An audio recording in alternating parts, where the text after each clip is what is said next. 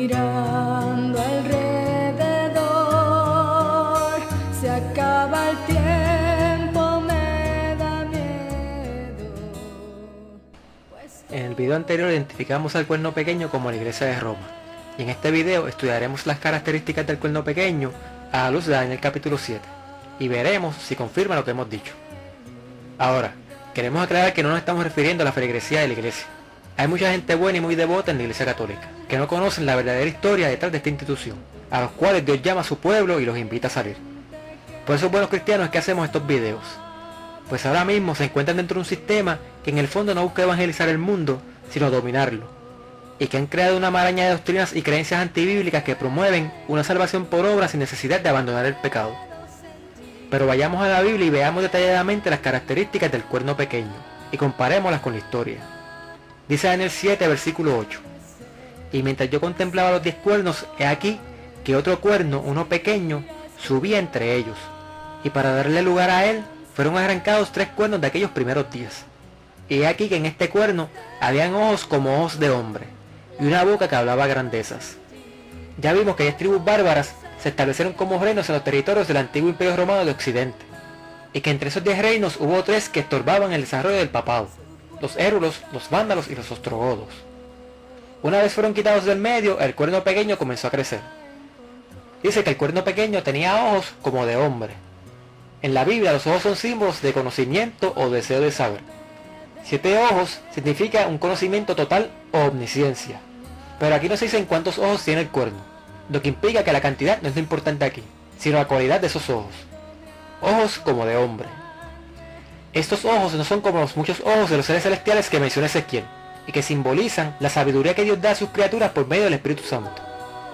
Estos ojos más bien parecen simbolizar sabiduría humana, terrenal, carnal, o pudiéramos decir maquiavélica: mentir cuando sea necesario, y cuando sea necesario, también matar. El fin justifica los medios. Seguro que algunos cuestionarán si acaso Dios no mandó al pueblo de Israel a la guerra. ¿Cuál es el hecho con las cruzadas o la Inquisición? ¿Hay acaso alguna diferencia? Responder esa pregunta nos desviaría del tema por bastante tiempo, así que les pediré que sean pacientes, que a su tiempo tocaremos ese tema con la ayuda de Dios. Pues desde que comenzamos a producir estos videos nos dimos cuenta que va a ser necesario cubrir con mayor profundidad no solo este, sino otros muchos temas teológicos o doctrinales. Y eso es lo que nos hemos propuesto hacer tan pronto terminemos con esta serie de videos sobre las profecías. Así que si usted tiene alguna pregunta o algún tema en específico que le gustaría que cubriéramos, escríbanos. Volviendo al tema, el verso 8 continúa diciendo que aquel cuerno hablaba grandes cosas. El verso 25 añade más información al respecto: y hablará palabras en lugar del Altísimo. La mayoría de las versiones traducen la palabra aramea letzat como contra. Letzat viene de la raíz sat, que significa lado.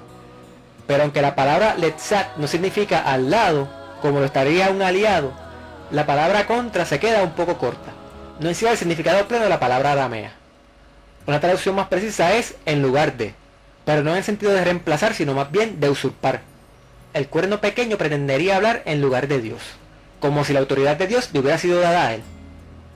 Leamos esta cita tomada del segundo artículo sobre el Papa de la Pronta Biblioteca, tomo 6, página 25 a la 29. El Papa es de dignidad tan grande y es tan excelso que no es un mero hombre, sino como si fuera Dios y el vicario de Dios. El Papa tiene grande autoridad y poder que puede modificar, explicar e interpretar aún las leyes divinas. El Papa puede modificar la ley divina, ya que su poder no es de hombre sino de Dios, y actúa como vicerregente de Dios sobre la tierra, con el más amplio poder de atar y soltar a sus ovejas. Ese poder usurpador es el mismo que señala el apóstol Pablo. Veamos unos cuantos pasajes más del artículo de la Pronta Biblioteca. El Papa es como si fuera Dios sobre la tierra, único soberano de los fieles de Cristo, jefe de los reyes. Tiene plenitud de poder. A él le ha sido encomendada por Dios omnipotente la dirección no solo del reino terrenal, sino también del reino celestial. Cualquier cosa que se diga que hace el Señor Dios mismo y el Redentor, eso hace su vicario, con tal que no haga nada contrario a la fe. En el verso 21 dice: pues vi que ese cuerno hacía guerra contra los santos y los vencía. El cuerno pequeño llevaría a cabo una campaña de exterminio contra el pueblo de Dios. El verso 25 dice: y a los santos del Altísimo quebrantará. El principal medio usado por la Iglesia para perseguir a los santos fue el Tribunal de la Santa Inquisición. En el año 1252, el Papa Inocencio IV promulgó la bula Ad Extirpanda, que decía: cuando los que hayan sido condenados como culpables de herejía hayan sido entregados al poder civil por el obispo o sus representantes o la Inquisición, el podestad o primer magistrado de la ciudad los llevará inmediatamente y ejecutará las leyes promulgadas contra ellos, dentro del término máximo de 5 días. Nunca falta quienes pretendan excusar las atrocidades cometidas por la Iglesia diciendo que eran las autoridades civiles las que mataban a los herejes, como si las iglesias no hubieran tenido nada que ver. Pero no era por pura casualidad que los instrumentos de tortura usados por la Inquisición estuvieran en los sótanos de las iglesias. Es cierto que las autoridades civiles ejecutaban las sentencias de muerte, pero en las mismas constituciones imperiales estaba incluida la orden de quemar a los herejes. Por lo tanto, las autoridades civiles estaban obligadas por los papas, so pena de excomunión, a ejecutar las sentencias legales que condenaban a los herejes impenitentes a la hoguera. Usted puede encontrar esta información en el artículo titulado Inquisición en la página 34 del tomo 8 de la Enciclopedia Católica. Pero que conste que la persecución no comenzó con la bula Ad Extirpanda del Papa Inocencio IV. Eso fue solo el documento que legitimó lo que ya se practicaba. El espíritu de persecución ya hacía tiempo que existía, y esa bula permaneció de allí en adelante como documento fundamental de la Inquisición. Y aun cuando Juan Pablo II se disculpó por la Inquisición, la Iglesia nunca ha puesto por escrito que la bula Ad Extirpanda haya perdido su poder de ley o no pueda ser renovada o puesta nuevamente en vigencia como lo hicieron los papas Alejandro IV, Clemente IV, Nicolás IV, Bonifacio VIII y muchos otros.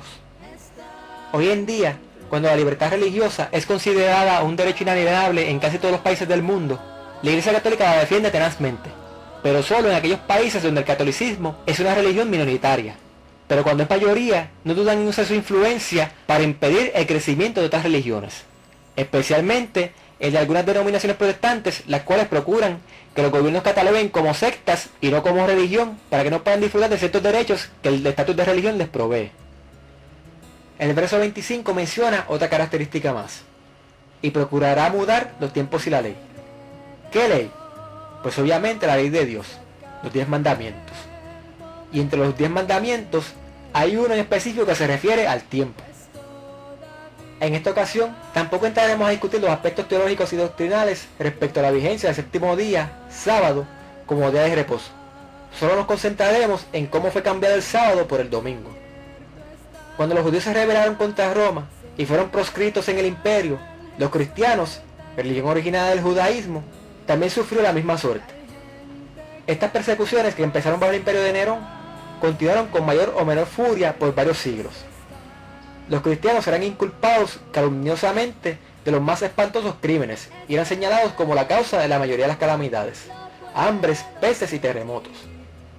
Como eran objetos de los odios y sospechas del pueblo, no faltaban los delatores que por vil interés estaban listos para vender a los inocentes.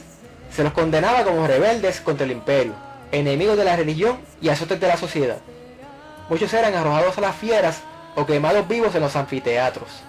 Algunos eran crucificados. A otros los cubrían con pieles de animales salvajes y los echaban a la arena para ser despedazados por los perros.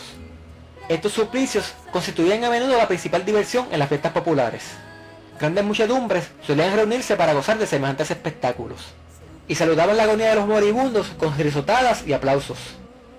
Por supuesto que nadie ofrece su vida por algo que apenas cree o no atesora, de modo que la fe cristiana se mantuvo pura durante los primeros siglos, pues solo verdaderos y fieles creyentes son capaces de soportar tales vicisitudes, y el testimonio de esos mártires hacía que mientras más cristianos mataran, más se convirtieran al cristianismo. Conforme el número de cristianos fue aumentando, la persecución fue menguando. Pero así como la persecución mantuvo la iglesia pura, la paz la contaminó. Cuando ser cristiano dejó de ser peligroso, cristianos solo de nombre entraron a la iglesia, arrastrando consigo sus viejas costumbres paganas. El más notable de todos estos supuestos conversos lo fue el emperador Constantino. La conversión nominal de Constantino a principios del siglo IV causó gran regocijo, y el mundo, disfrazado con capa de rectitud, se introdujo en la iglesia. El paganismo que parecía haber sido vencido vino a ser el vencedor. Su espíritu dominó a la iglesia.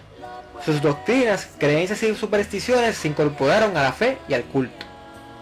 Aunque la Iglesia Católica tiene a Constantino como un santo, la realidad es que Constantino no era cristiano, era mitraísta, adorador del dios Sol Mitra. Es con Constantino que comienza el cambio del sábado al domingo, cuando el 7 de marzo del año 321 después de Cristo promulgó la siguiente ley: que todos los jueces y todos los habitantes de la ciudad y todos los mercaderes y artesanos descansen el venerable día del sol, pero que los labradores atiendan con plena libertad el cultivo de los campos, ya que acontece a menudo que ningún otro día es tan adecuado para la siembra del grano o para plantar la viña. De aquí que no se deba dejar pasar el tiempo favorable concedido por el cielo. El emperador Constantino, en el año 321, fue el primero que ordenó una rigurosa observación del domingo, prohibiendo toda clase de negocios jurídicos, ocupaciones y trabajos. Únicamente se permitía a los labradores que trabajaran en los domingos en sus faenas agrícolas, si el tiempo era favorable. Una ley posterior del año 425 prohibió la celebración de toda clase de representaciones teatrales. Y finalmente, en el siglo VIII, se aplicará en todo su rigor al domingo cristiano las prohibiciones del sábado judaico. Esto aparece en la definición de la palabra domingo en el diccionario enciclopédico hispanoamericano. La iglesia se encargó de hacer del sábado un día de ayuno y tristeza, y así fue solapadamente desviando los sentimientos del pueblo del sábado al domingo, hasta que finalmente guardar el sábado terminó siendo cosa de judíos, y a los cristianos que guardaban el sábado se les acusaba de judaizar, y ser judío no estaba de moda para aquel entonces. Cristo no nació en invierno, Cristo nació en otoño. El 25 de diciembre era la celebración pagana del solsticio de invierno, o día del nacimiento del sol. Pero gracias a la Iglesia Católica todos celebramos el nacimiento de Cristo el 25 de diciembre. Y Juan Bautista no nació en verano, Juan nació en primavera. Pero como se supone que Juan naciera 6 meses antes que Cristo, al cambiar la fecha del nacimiento de Cristo para diciembre, la Iglesia Católica tuvo que cambiar también la fecha del nacimiento de Juan el Bautista para el 25 de junio. Y el domingo no fue el día que Dios bendijo y santificó, estableciéndolo como memorial de que Él es el Creador. El domingo era el día del sol, pues la Iglesia Católica se encargó de cambiar el nombre de día del sol por el de Dominus Deus, o día del Señor. ¿Pero qué Señor? Busca el nombre del primer día de la semana en alemán o en inglés y verá quién es realmente el Señor del domingo. Claro, los protestantes se excusan diciendo que celebran el domingo en conmemoración de la resurrección de Cristo, aunque Cristo nunca ordenó tal cosa. Por su parte, la Iglesia Católica no solo admite haber cambiado la santidad del sábado al domingo, sino que se jacta de que las iglesias protestantes, al guardar el domingo, están reconociendo implícitamente la autoridad del Papa. De modo que la Iglesia Católica, y volvemos a aclarar que no nos estamos refiriendo a la feligresía de la Iglesia, sino a la organización y sus mecanismos, cumple con cada una de las características que se menciona sobre el cuerno pequeño en Daniel 7. Primero, los 1260 años de supremacía desde el año 538 hasta el 1798. Segundo, con astucia maquiavélica llegó a controlar las conciencias de toda Europa y sus colonias, y desvirtuó el cristianismo. Tercero, se adjudicó títulos y poderes que solo pertenecen a Dios. Cuarto, persiguió a todos aquellos que no reconocieran su autoridad. Y quinto, ha procurado cambiar los tiempos y la ley, logrando que casi toda la cristiandad acepte el domingo en lugar del sábado. Aún nos faltan 2 profecías más del libro de Daniel, en donde veremos más detalles acerca del periodo simbolizado por los 10 cuernos y el cuerno pequeño. Y luego entraremos al Apocalipsis, en donde veremos aún más detalles de ese mismo periodo. Ese periodo es importante porque es en el que nos encontramos. Ahora, recuerden que ese periodo, en la profecía de Daniel capítulo 2, está simbolizado por los pies de hierro mezclados con barro. Y mencionamos que la presencia del hierro, símbolo del Imperio Romano, implica que algo de Roma continuaría después de la desaparición del Imperio Romano. También mencionamos que los 10 cuernos estén en la cuarta bestia, que es el símbolo del Imperio Romano, en la profecía del capítulo 7, implica exactamente lo mismo, que algo de Roma continuaría aún después de la desaparición del Imperio Romano. Y es que podemos decir que Roma creó los reinos que le precedieron. Muchas de las tribus bárbaras fueron entrenadas por Roma en las artes de la guerra, y usadas para combatir a otras tribus antes de que se volvieran contra la misma Roma. La cultura europea, su lenguaje y escritura van a evolucionar a partir de la cultura romana. Incluso, el llamado Renacimiento que pone fin a la Edad Media va a incluir un resurgir de la cultura grecorromana, especialmente en los campos de la literatura, las artes y las ciencias. Pero sobre todo, todos los reinos que se formarían de las tribus bárbaras en Europa adoptarían la versión romana del cristianismo. No debemos olvidar que el cuerno pequeño también crece en la cuarta bestia. Por ende, el cuerno pequeño también es una extensión del Imperio Romano, y fue el Imperio Romano quien creó la Iglesia Católica. Antes de Constantino, el obispo de Roma era solo un obispo más. No es que no tuviera ninguna importancia, pero no tenía mayor autoridad que el obispo de Constantinopla, o el de Jerusalén, o el de Cartago, o el de Antioquía, o el de Alejandría, o cualquier otro obispo de aquel entonces. Fue el emperador Constantino quien inició esa exaltación del obispo de Roma por sobre los demás obispos. Estiró la piedra en Roma y se fue a Constantinopla, donde, como César, adoptó el título de Pontifex Maximus, o en castellano, Sumo Pontífice, siguiendo el uso y costumbres romanos, de que el emperador era un semidios y la máxima autoridad religiosa del imperio. Curioso que el obispo de Roma terminara adoptando el mismo título de Sumo Pontífice de los Césares romanos. Por eso no debiera extrañarnos que en el festival del jubileo del año 1300, el Papa Bonifacio VIII dijera que él era César y era emperador. Además de adoptar la religión de Roma, las nuevas monarquías europeas buscarían y anhelarían el reconocimiento del emperador en Constantinopla y del obispo en Roma. Sí, la Iglesia Católica es una creación de Roma. Una Roma que aún sigue siendo grandemente pagana. Por eso terminamos con una iglesia que se dice ser cristiana, pero que guarda el Día del Sol, que se adaptó a los adoradores de Diana, Astartet y Isis, creando un culto a la Virgen María, que sustituyó la pléyade de dioses griegos y romanos por santos, de modo que así como había un dios para cada cosa, ahora hay un santo para cada cosa, que enseña que para alcanzar el perdón, en lugar de arrepentirse y abandonar el pecado, solo hay que confesarle al sacerdote y cumplir con una penitencia, que como los filósofos griegos enseña que el alma es inmortal, y que los malos al morir van a un infierno donde son atormentados eternamente, y que los buenos van directo al cielo. Y para los que no fueron ni muy malos ni suficientemente buenos, también se le inventaron un lugar donde ponerlos. Y la lista sigue y sigue, pero ya hablaremos un poco más sobre esto en videos futuros. Por ahora, nos despedimos hasta el próximo video, donde trataremos el tema del juicio. Hasta el próximo video y que Dios les bendiga. Está en control, lo puede